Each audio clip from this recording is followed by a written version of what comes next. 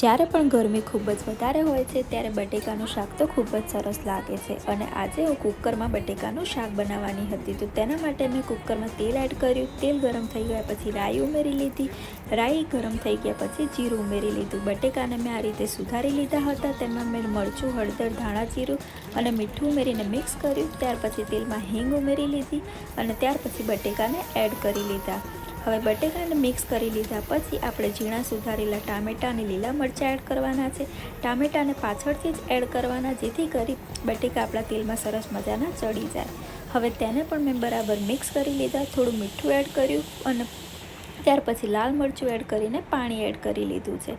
હવે કુકરનું ઢાંકણું બંધ કરી દીધું અને 3 સીટી થાય ત્યાં સુધી શાકને શેકાવા દીધું અને ત્યાર પછી મેં તેમાં કોથમીર ઉમેરી લીધી. તો ફ્રેન્ડ્સ, સરસ મજાનું રસાવાળું બટેકાનું શાક તૈયાર થઈ ગયું છે. તો ફ્રેન્ડ્સ, વિડીયો પસંદ આવ્યો હોય તો